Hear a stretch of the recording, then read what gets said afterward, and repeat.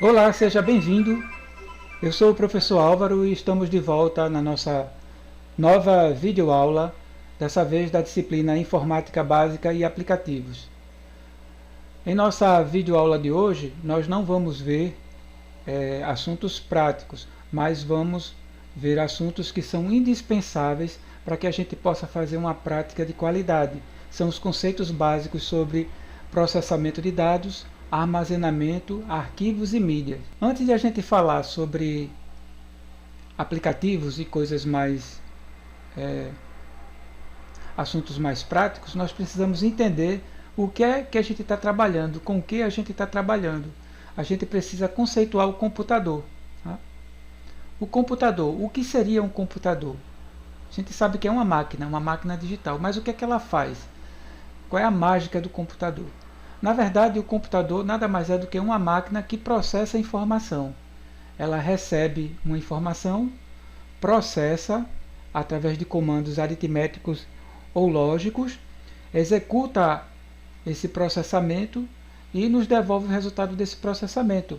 Pode ser um joguinho, pode ser um cálculo, pode ser um relacionamento de uma informação, a busca de uma informação, uma renderização de uma imagem, de um mapa, um arquivo de áudio, um arquivo de vídeo, um arquivo 3D, um processamento de uma imagem, ou mesmo a exibição tridimensional de um vírus.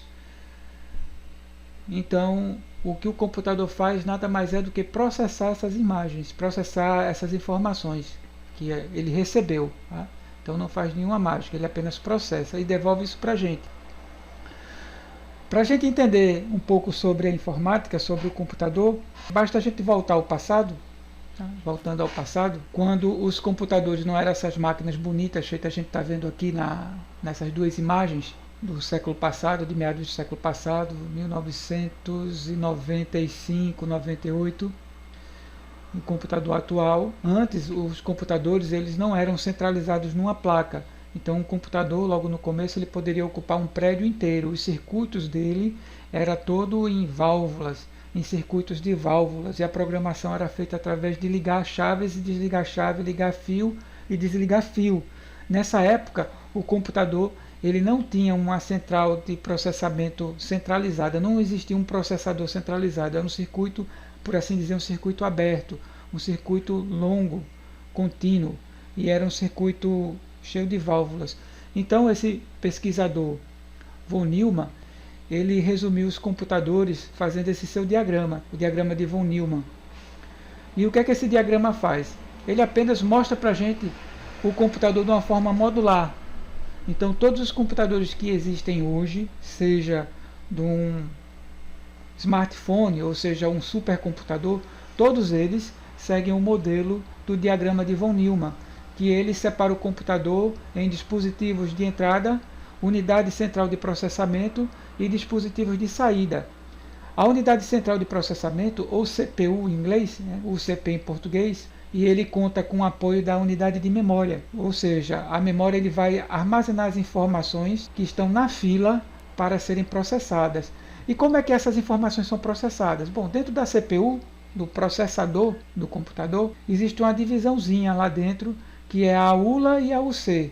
A ULA é a unidade lógica e aritmética, o processamento lógico, tomada de decisões. Como assim, professor, tomada de decisões? É que, como vocês vão estudar em programação, muitas vezes o nosso programa ele entra numa rotina de decisão e faz algumas comparações. Por exemplo, item A é maior ou menor que item B? Item A é verdadeiro ou é falso?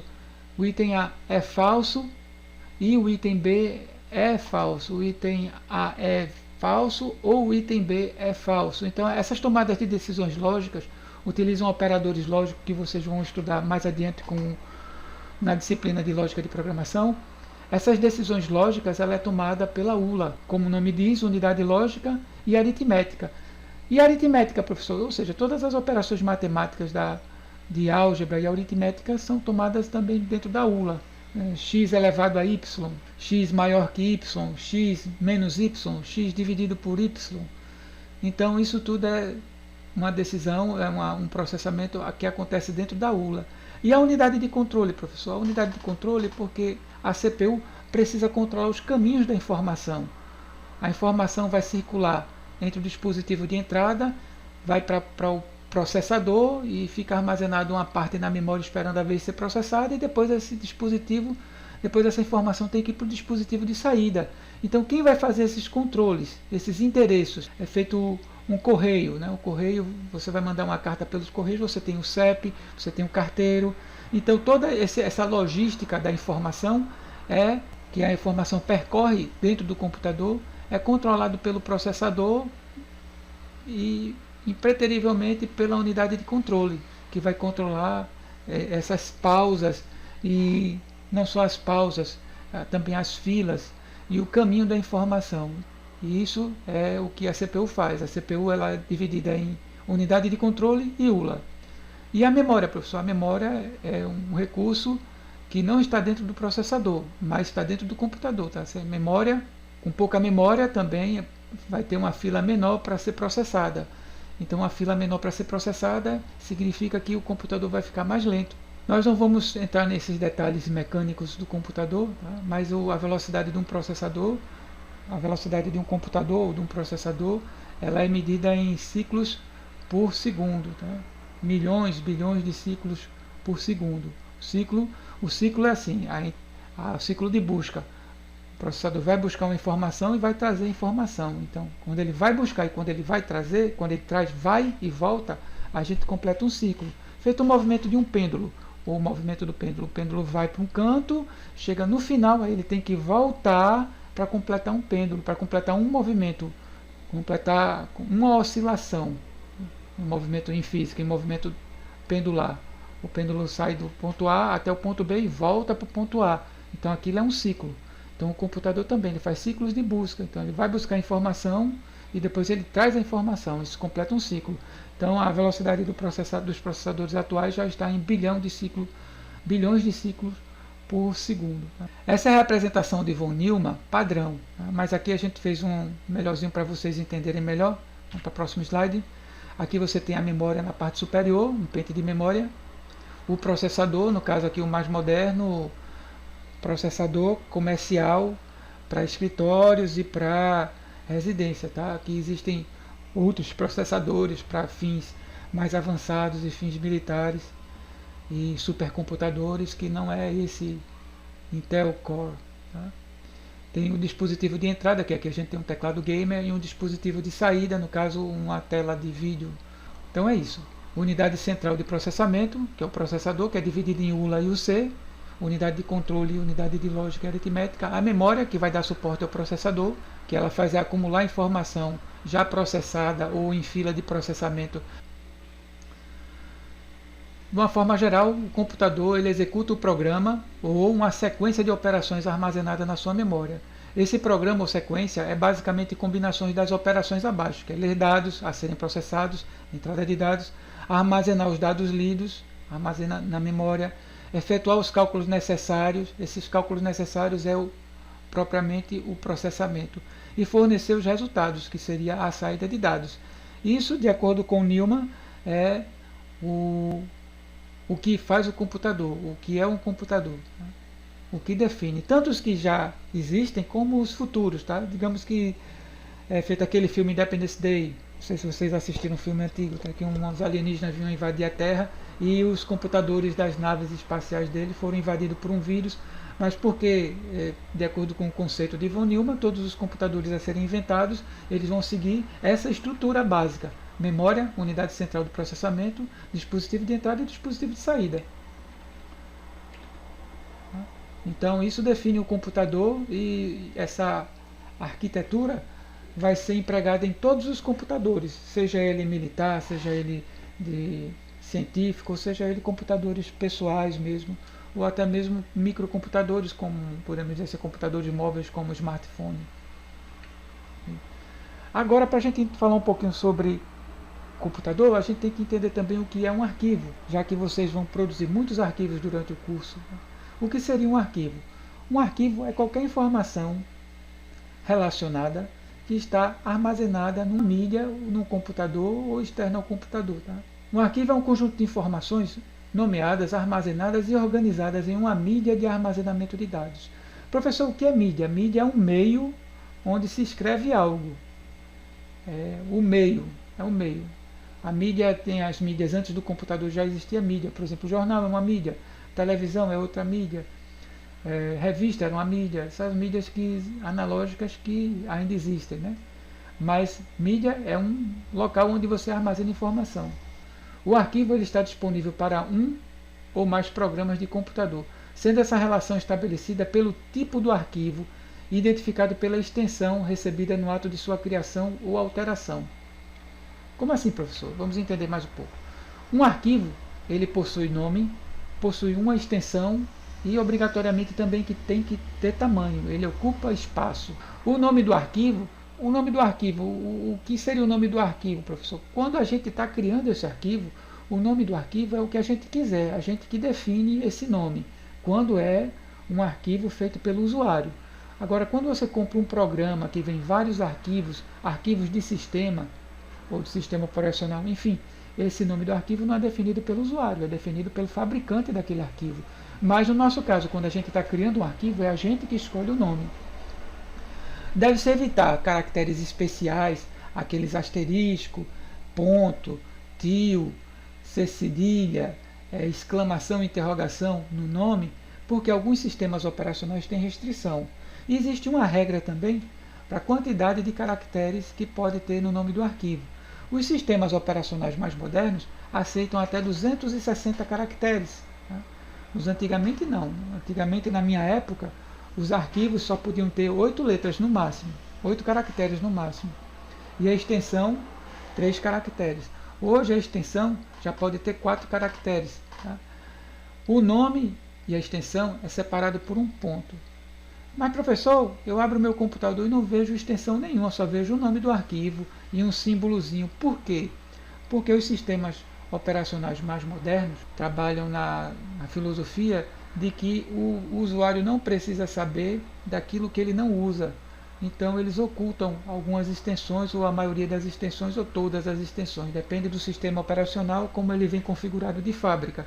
Mas o usuário mais expert, um programador, vocês como futuros programadores, vocês vão poder configurar o computador para ver a extensão do arquivo. Então, o arquivo, a informação gravada no computador, sob a forma de arquivo, tem que ter obrigatoriamente um nome.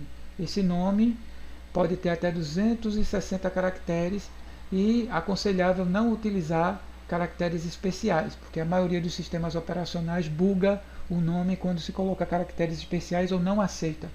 Tem que ter um ponto é um delimitador que separa o nome do arquivo para a extensão. Aí alguém pode dizer, professor, mas no meu computador eu abro e tem vários pontos. Por que isso? Porque esse sistema não teve restrição pelos caracteres que se pode colocar no nome do arquivo. Mas observe que o último ponto vai ser o que separa o nome completo da extensão. Tá? Por isso que deve-se evitar caracteres especiais, ponto, exclamação. Então vai ter o nome do arquivo, um ponto, depois desse ponto vai ter a extensão. A extensão pode ter 3 ou até no máximo 4 caracteres. Professor, eu posso deixar uma extensão em branco? Pode, é ruim, mas pode deixar em branco, sim. Eu posso deixar só uma letra? Pode, no máximo até 4 letras. Então, abaixo de 4 letras você pode usar a quantidade que quiser. O problema de deixar uma extensão em branco é porque, por padrão, tá, o aplicativo mãe, o aplicativo que a gente criou o arquivo, ele associa, rotula o arquivo pela extensão. Isso facilita na hora de o computador procurar um programa mãe que vai abrir aquele arquivo que você está trabalhando. Porque o computador faz associações da extensão com o programa mãe, ou o aplicativo que criou aquele arquivo. Então a extensão nada mais é do que uma espécie de rótulo. Tá? Ele especifica quem criou aquele arquivo, quem é a mãe daquele arquivo, ou qual é o aplicativo ou o sistema que vai abrir aquele arquivo. E o tamanho do arquivo. Tá? O tamanho do arquivo ele é mensurado de acordo com os padrões da informática, em bytes e seus submúltiplos. Professor, como assim padrão da informática?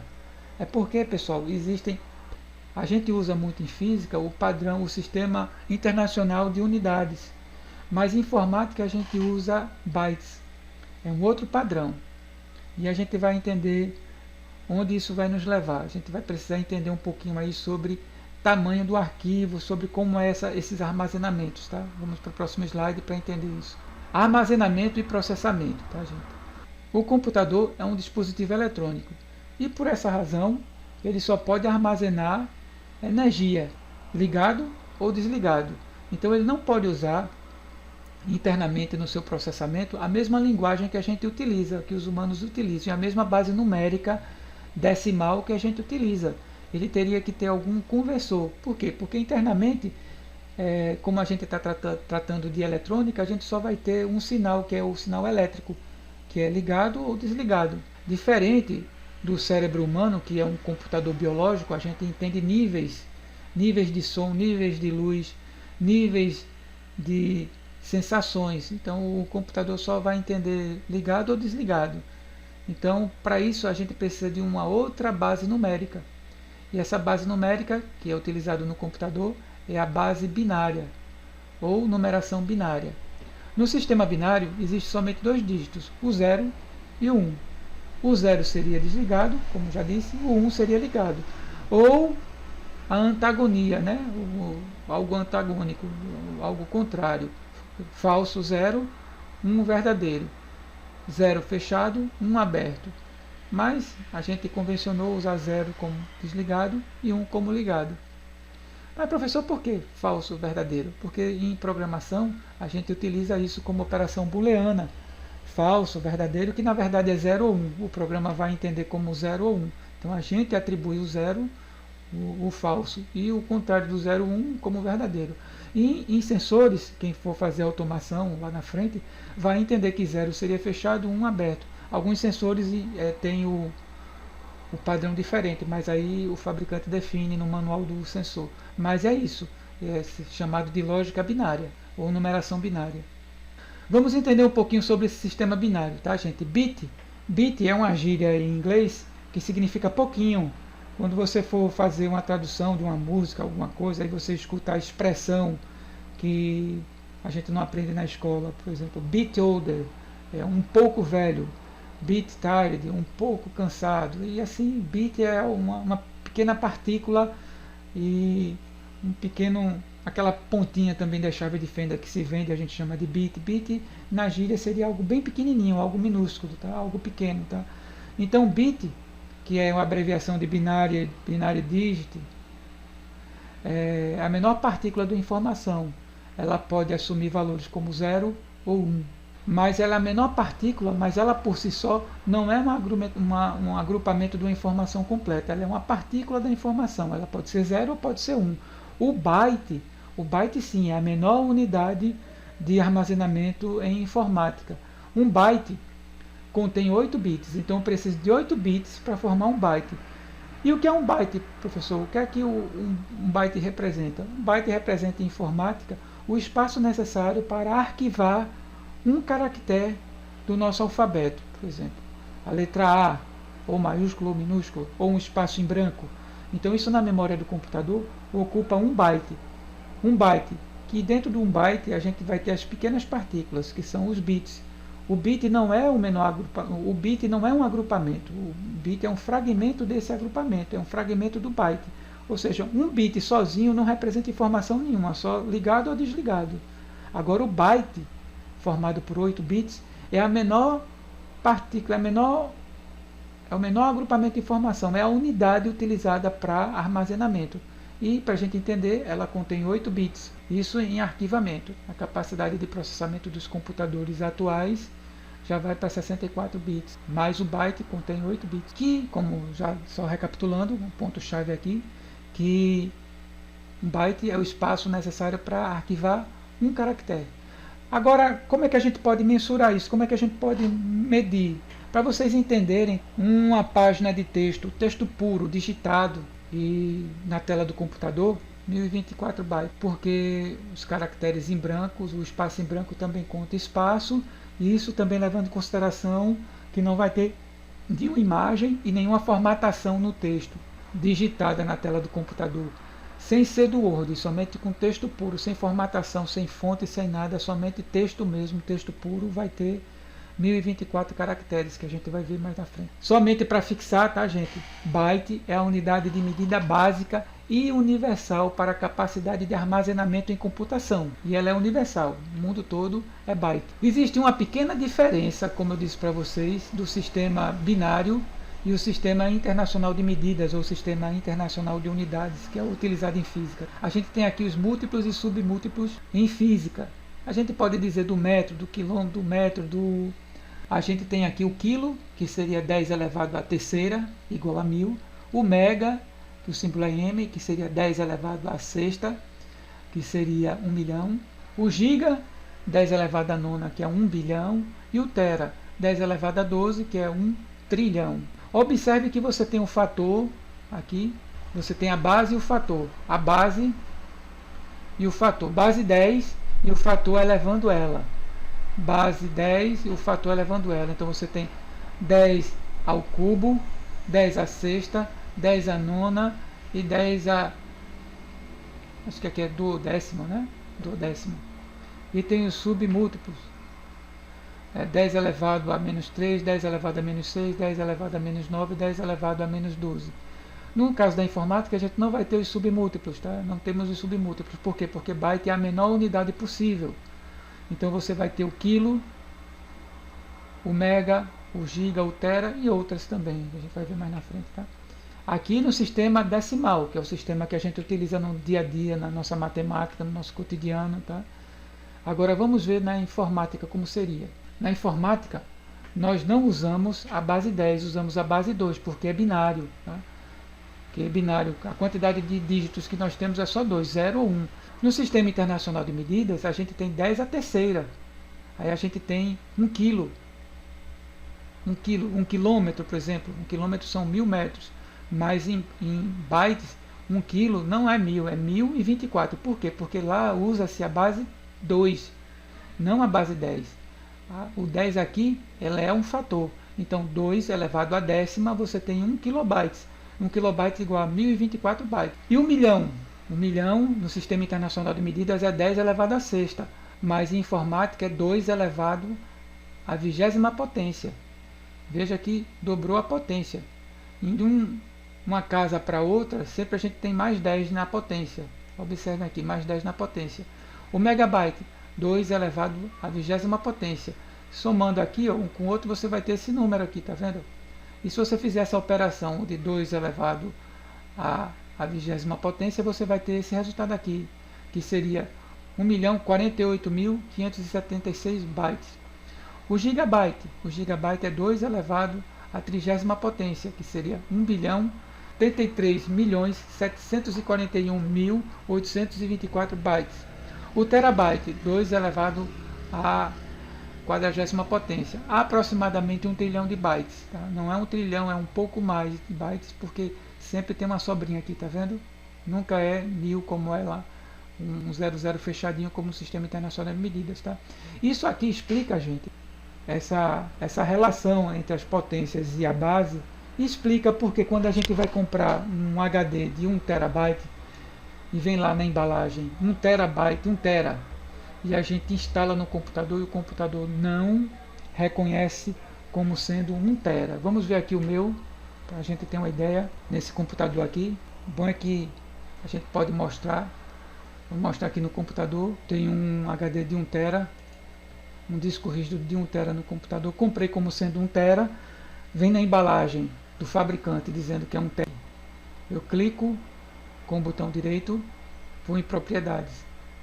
Acontece que aqui, meu HD está subdividido em 2 partes, porque o sistema operacional Windows ele cria uma outra parte do HD para informações de sistema. Então ele separa uma areazinha pequena, menos de 1 GB.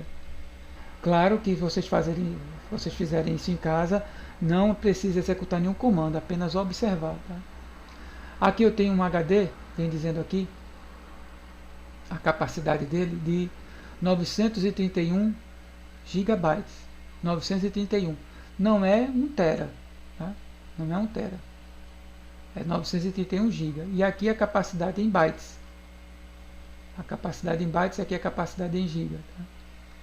Mas não é 1 tera. Aí a pergunta é, mas professor, não comprou como sendo 1 tera? Instala no computador e não mostra 1 tera. Isso não é propaganda enganosa? Por que isso acontece? Bom, gente, voltamos aqui para entender. Na informática, a menor unidade de medida universal é o byte. Mas no Sistema Internacional de Medidas, 1 tera não é 2 elevado a 40. É 10 elevado a 12ª potência. Então, voltando aqui para a gente entender. Em binário, 1 tera é aproximadamente 1 bilhão de bytes, mais do que isso, porque é 2 elevado à 40ª potência. Mas no Sistema Internacional de Medidas, 1 tera é 10 elevado a 12. Então o que acontece? Na hora de vender, o comércio, por padrão, por convenções internacionais, é obrigatório utilizar o Sistema Internacional de Medidas ou o Sistema Internacional de Unidades, que é utilizado no mundo todo, para evitar, por exemplo, que países de origem anglo-saxônica utilizem suas medidas locais, como jarda, pés, polegadas. Então, convencionou-se universalmente que se utilize o Sistema Internacional de Medidas. Então, por isso, comercialmente, você compra um HD de 1 tera, mas ele vem bem próximo a 1 tera, não vem 1 tera mesmo. Por quê? Porque quando se faz a conversão de 1 trilhão para o binário, você vê que 2 elevado à 40ª potência é muito significativamente uns 20% a mais do que o Sistema Internacional de Unidades. Então, quando você pega 1 tera no Sistema Internacional de Unidades e vai converter para 1 tera em binário, você não vai chegar a 1 tera exatamente binário, você vai chegar em quase 950 gigabytes. Por isso que dá essa diferença quando você compra um HD de 1 tera e instala no computador, por causa da diferença dos sistemas de medida. Em informática é obrigatório usar o byte, mas o comércio permite que se utilize, na verdade, o Sistema Internacional de Unidades. Então, na hora de comprar se você precisa de 1 tera, exatamente 1 tera, você não vai comprar um HD de 1 tera, você vai ter que comprar um HD um pouco maior. No caso, atualmente no mercado só tem HD de 1 tera e de 2 teras, não tem de 1 tera e meio, por assim. Aí no caso, se a pessoa precisa de 1 tera batido, então ou ele usa 2 HDs, ou vai ter que comprar um HD maior para ter mais autonomia. Aqui as mídias obsoletas, tá? Muitos de vocês não alcançaram. A gente tem o vinil, que a gente chamava de LP ou long play. A gente tem aqui também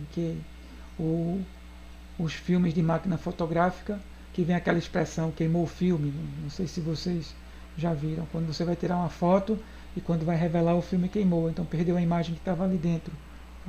Você tinha que revelar o filme. Hoje em dia as máquinas fotográficas e os smartphones tiram fotos digitais. E muitas vezes essa foto digital tem a qualidade melhor do que as máquinas comuns, populares, antigas.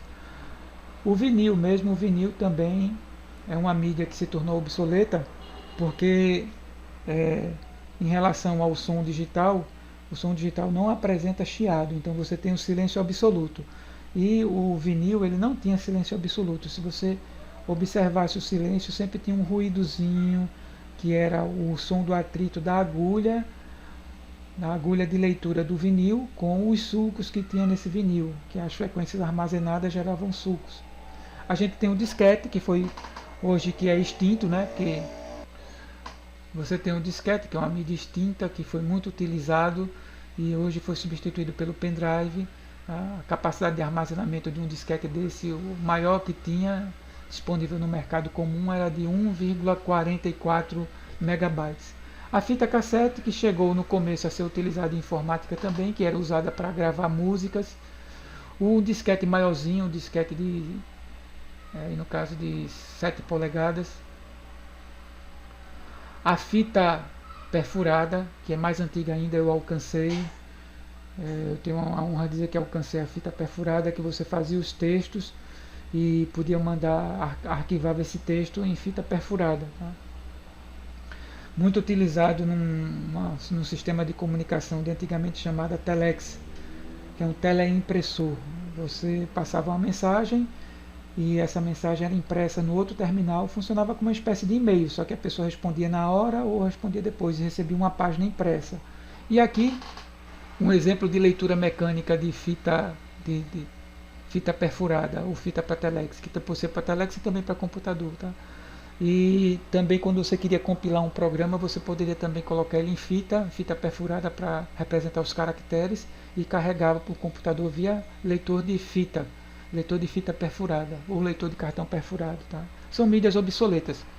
Hoje em dia nós temos mídias mais modernas que estão se tornando obsoletas também, algumas como CD e DVD está se tornando obsoleto, porque o pendrive tem mais autonomia e o CD e o DVD você perdia muita energia gravando e acidentes poderiam acontecer e você poderia perder os dados lá dentro se arranhasse o DVD, se arranhasse o CD. Tá? Então, gradativamente, DVD e CD está sendo substituído por pendrive. Tem pendrives hoje até de 126 GB. Um CD, existiam capacidades menores e existiam capacidades maiores, mas as capacidades mais comuns disponíveis no mercado para um CD virgem, que você queria gravar uma música ou um filme, era 700 MB. Hoje, o menor pendrive, que é difícil de achar no mercado, de 8 GB, se acha mais de 16 GB. Tem várias vezes um CD lá dentro. Um DVD, claro que existia DVDs maiores e também DVDs menores, de menor capacidade, mas o mais comum ainda hoje no mercado é o DVD de 4,7 GB. Aí vem as unidades internas de armazenamento. Você tem o HD, que é o disco rígido, que armazena as informações em meio magnético. O armazenamento é feito através de ondas magnéticas num prato de metal, que recebe um tratamento magnético de um material magnético e as informações são armazenadas lá dentro do HD. Existia um HD de 500 MB até 2 teras. 500 MB já está obsoleto, né? Comumente se vende agora de 2 teras, 1 tera. E tem uma nova tecnologia no mercado, relativamente nova, que é o disco sólido. É o Solid State Disk, conhecido como SSD. Ele tem a mesma função do HD, como uma memória interna de armazenamento de programas, aplicativos e dados, tá? Só que ele não é magnético, ele não é um prato de metal que gira um disco dentro. Ele é eletrônico, totalmente de circuitos integrados. E tem esse aqui bonitinho, um quadradinho que parece uma fita antiga de videogame, que é o SSD interno, e tem já SSD só em placa, que você faz como expansão para computadores ou notebooks. A plaquinha sem esse invólucro. Na verdade, dentro desse invólucro do SSD, você tem uma plaquinha lá com um cartãozinho cheio de chips para armazenamento, chips não voláteis. Então, agora a gente tem também em formato de placa ou em formato de disco sólido também, mas é o mesmo nome, o nome permanece, Solid State Drive, ou Solid State Disk, como queiram. Tá? É o disco rígido sólido, que é o SSD, que tende a substituir aqui o disco rígido magnético. Voltando agora um pouquinho para arquivamento, tá, gente? Arquivamento, vamos falar um pouquinho sobre extensão do arquivo, tá? A extensão do arquivo é composta por um conjunto de 3 a 4 letras, como vimos, um ponto que separa o nome da extensão. Esse conjunto de letras identifica a natureza do arquivo. Assim, o sistema operacional sabe qual é o software adequado para fazer a edição ou leitura dos dados daquele arquivo que está ali, os dados que estão dentro desse arquivo. Eu chamo isso de programa-mãe. Ele precisa de um programa para abrir aquele arquivo, para editar aquele arquivo. Então, com a extensão, o sistema operacional vai poder rotular aquele arquivo. Dependendo do tipo de arquivo, a edição pode ser feita por mais de um software. Ao se clicar 2 vezes no ícone do arquivo, o sistema operacional escolhe a partir da definição, ou seja, de uma espécie de associação da extensão àquele determinado aplicativo. Com essa associação interna que o sistema operacional faz, ele pode abrir o arquivo mãe, o programa mãe, para editar aquele arquivo. Vamos falar um pouquinho mais sobre as extensões mais comuns. Existem uma infinidade de extensões de arquivos. Essas extensões são definidas pelo fabricante do sistema, mas as extensões mais comuns a gente traz aqui alistados e vamos falar um pouquinho sobre eles, tá, gente? Um arquivo que tem a extensão TXT no final. TXT é a abreviação da extensão de arquivo de texto puro. Esse arquivo pode estar no padrão de texto ASCII ou ASCII2, como se diga, o padrão ANSI ou outro padrão que formata texto puro. É um outro padrão que defina texto puro. Texto puro é aquele texto que não possui formatação, não tem aquelas letras bonitas, não tem efeitos. Feito Word faz letras piscantes, letras escritas como se fosse manuscrito, com imagem, com colunas. Texto puro somente. E uma extensão importante são os arquivos PDF, que é a abreviação de Portable Document Format. Os arquivos PDF têm a vantagem de ser multiplataforma. Você pode fazer num computador Intel, num computador PowerPC, PowerMac, computadores antigos como Amiga, sistema Android, sistema Apple. Enfim, você pode até imprimir direto na impressora. Algumas impressoras já aceitam arquivos no formato PDF. Os leitores de e-books, os leitores de livro digital, como o Kindle. E o PDF ele tem a vantagem de você poder converter também arquivos com vetores, arquivos com imagem. Dependendo do arquivo, do aplicativo que fez, você pode também dar muitos zooms sem perder a qualidade. E a impressão sai fiel, independente do sistema operacional, você manda imprimir, sai fiel ao original. Arquivo doc, doc ou docx. Por que docx, professor? Porque a Microsoft, a partir da versão 2007, colocou um X no final da extensão dos seus arquivos para avisar para o usuário entender que aquele é um arquivo mais atual, feito por um aplicativo mais atual. Doc é do Microsoft Word, que é arquivo de documento. XLS, ou XLSX, são arquivos do Microsoft Excel, que são planilhas eletrônicas para fazer cálculos, fazerem folha de dados. PPT, ou PPTX, é o Microsoft PowerPoint, para fazer slides e apresentações. E também dá para fazer no PowerPoint animações. BMP é um arquivo de mapa de imagens.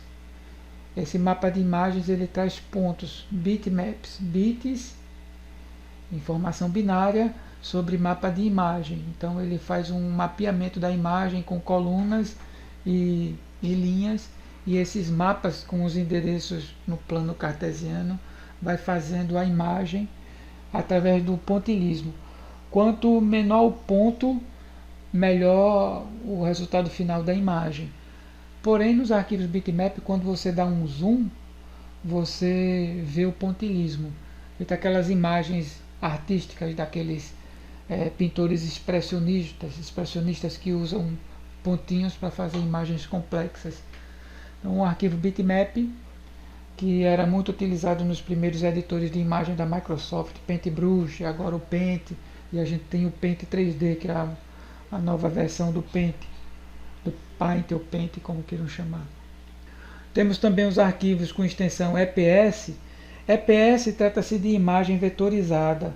São desenhos de plantas, de peças mecânicas, ou até imagens mesmo de logomarcas, imagem fotográfica, mas a diferença é que o tracejado é através de vetores, são linhas estendidas. Apesar de que na matemática uma reta é com uma infinidade de pontos juntos, mas na informática vetor ele é diferente de ponto. O vetor são linhas mesmo.